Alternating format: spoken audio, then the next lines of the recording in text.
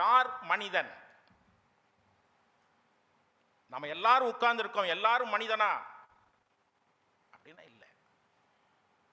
அந்த வேலூர் பக்கத்தில் ஒரு கிராமத்தில் ஒருவர் உட்கார்ந்து இருந்தார், ஒரு சன்னியாசி.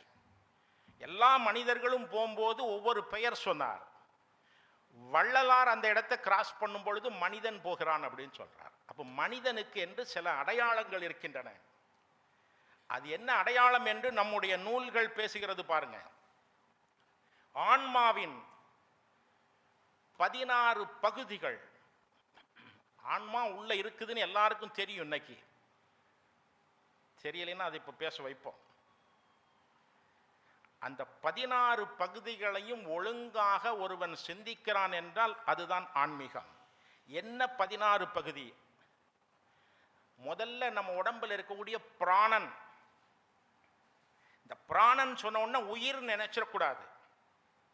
த divine source energy for genesis. இந்த யூனிவர்ஸ் கிரியேட் ஆகிறதுக்கு எது மூலமாக இருக்கிறதோ அது இந்த உடம்புல, நம்ம உடம்புல ஒரு மத்திய இடத்துல இருந்து அதுதான் கிரியேஷனுக்கு தயாராகுது. இங்கே தான் நாம எவ்வளவு ஆயுள் காலம் வாழ்வது. மனுஷனா பிறந்தா நீண்ட ஆயுள் வாழணும். மனுஷ பிறப்பு அப்படிங்கிறது மிக மிக முக்கியமானது. அந்த கிடைக்கிற பிறப்பை எவ்வளவு காலம் நீட்டிக்க முடியுமோ அவ்வளவு காலம் நீட்டிக்க வேண்டும். அதற்காக நம்முடைய முன்னோர்கள் கொடுத்த பயிற்சி தான் இங்கு ஒரு கட்டுரையாக வழங்கப்படுகிறது. ஆயுஷ் தீட்சை. சுரேஷ் மனோகர் அதை பற்றி பேசுறார். இரண்டாவது விஷயம் பாருங்க, புத்தி. புத்தினா இன்டெலெக்சுவல் சைடு நினைச்சிடக்கூடாது.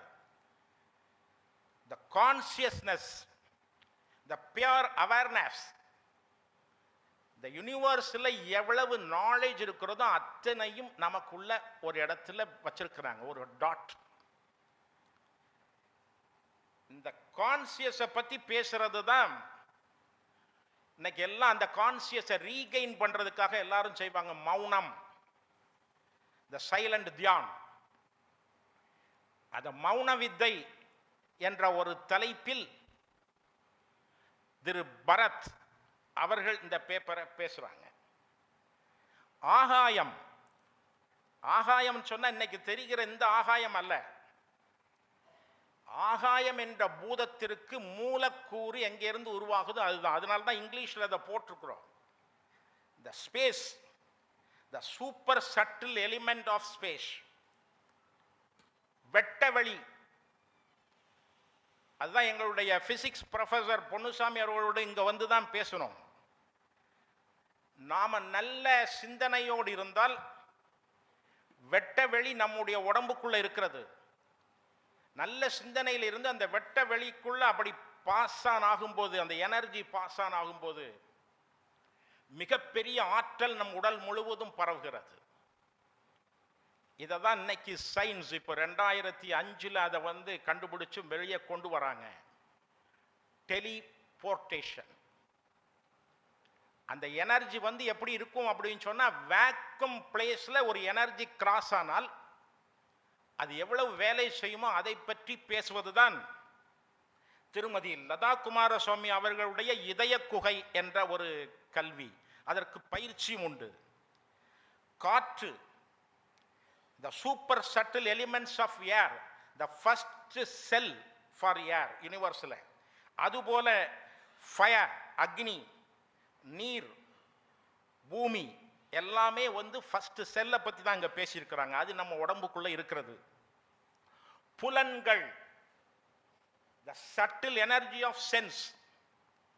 இந்த புலன்களை பற்றி பேசும்போது 11 புலன்கள் நமக்கு இருக்கின்றன என்று சாங்கிய தர்சனம், சாங்கிய தத்துவா அண்ட் பகவத்கீதா அண்ட் பிரம்மசூத்ரா இவையெல்லாம் அதை பற்றி பேசுகிறது.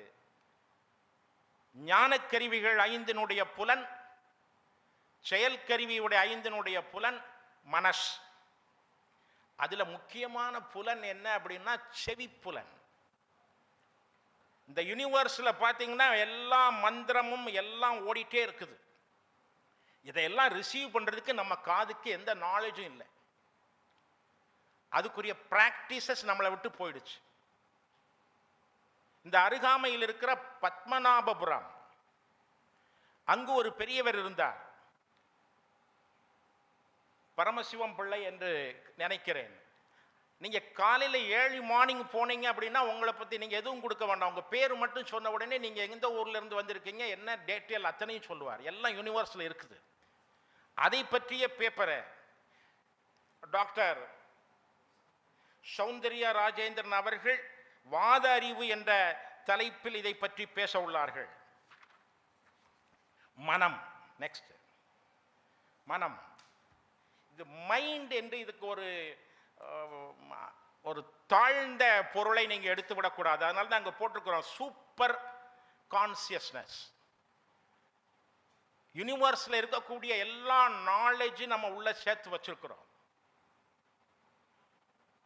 நாம பல பிறவிகள் கடந்து வந்திருக்கிறோம். அந்த பிறவிகள் இருக்கக்கூடிய எக்ஸ்பீரியன்ஸ் எல்லாம் நமக்குள்ள இருக்கிறது. அதை பற்றி பேசுகிற அந்த மனம், இந்த மனத்தை நீங்க ரொம்ப அழகா கண்ட்ரோல் பண்ணிட்டீங்க அப்படின்னா, மிகப்பெரிய இந்த மனம் தான் உங்களுக்கு இன்பத்தையும் துன்பத்தையும் தருகிறது. அதை ஒழுங்கு பண்ணிட்டோம் அப்படின்னு சொன்னா, அது எப்படி ஒழுங்கு பண்றதுன்னா தாரணை. தாரணையால் மனம் திடப்படும். தாரணைனா என்ன, மனதை திடப்படுத்துறதுனா என்ன, அதை ஏடனை என்ற தலைப்பில் டாக்டர் இந்துமதி அவர்கள் அந்த பேப்பரை படிக்க இருக்கிறாங்க. இதெல்லாம் இருந்தாலும் இந்த உடம்புக்குள்ள ஆன்மா இருக்கிறது, அதுக்கு சாப்பாடு கொடுக்கலன்னா எல்லாம் போய் சேர்ந்துடும். அதனால உணவு, இதை பற்றி சொல்லுகிற பொழுது நீங்கள் சாப்பிடுகிற பொழுது பிளேட்டுக்கும் டிவிக்கும் பார்த்துட்டு சாப்பிடக்கூடாது. டிவியை வாட்ச் பண்ணிட்டே சாப்பிட்டீங்க அப்படின்னு சொன்னாலும் போயிடும். அதை பற்றி உணவை ஒரு வேள்வியாக, வேள்வினா யாகம் செய்வது போல, இந்த உடம்புக்குள்ள இருக்கக்கூடிய அந்த அக்னிக்கு நீங்க யாகத்துக்கு அவிப்பாகம் கொடுப்பது போல செய்ய வேண்டும். அதுதான் அம்மையார் அவர்கள் சொன்னார்கள். நாம் உணவில் இருக்கக்கூடிய விஷயங்களை கூட இன்னைக்கு நாம் மறந்து விட்டோம்.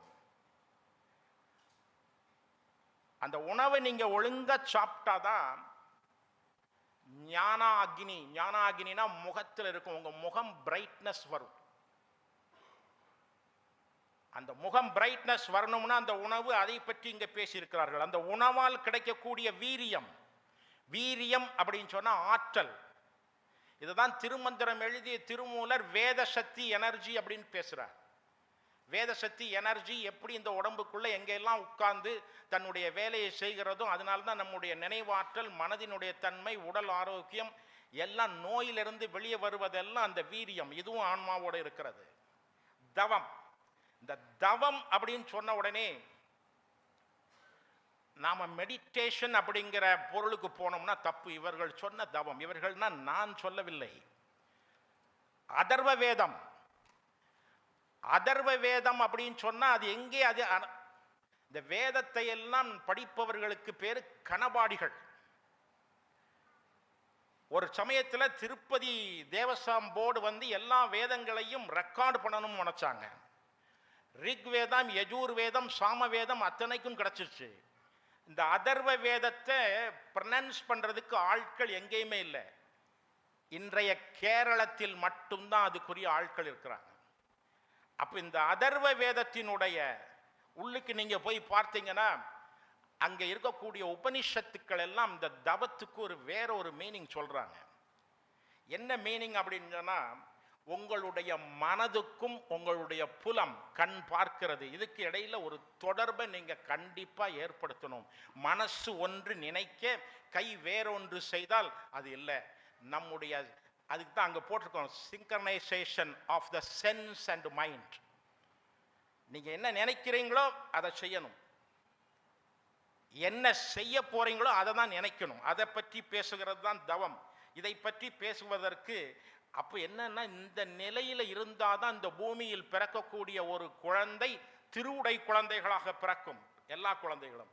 இதை பற்றி தான் முதல் கட்டுரையாக பேசுவதற்கு செல்வி டாக்டர் சௌந்தர்ய வித்யா அவர்கள் பேச உள்ளார்கள். அந்த உணவு பற்றி பேசுவதற்கு நான் பேசுகிறேன்.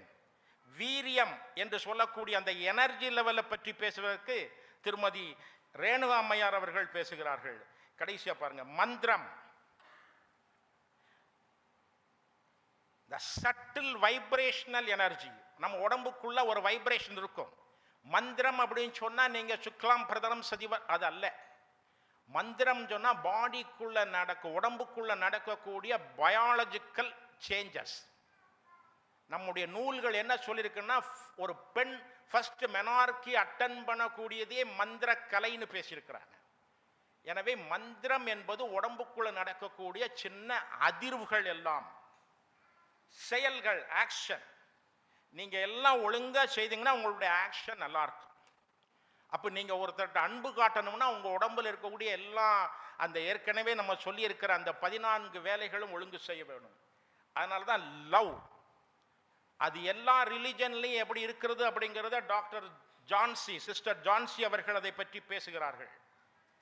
கடைசியில் உலகம், the body functional system consider as the universe. அதை எங்களுடைய கல்லூரியினுடைய மேனாள் முதல்வர், நான் அவர்கிட்ட தலைப்பு மட்டும் சொல்லலை, என்ன பேசுறீங்க அப்படின்னு, பிரபஞ்ச தரிசனம், அந்த வார்த்தையை பாருங்க. நாம் தரிசனம் பண்ணுவது இந்த உலகத்தை தரிசிக்க வேண்டும்.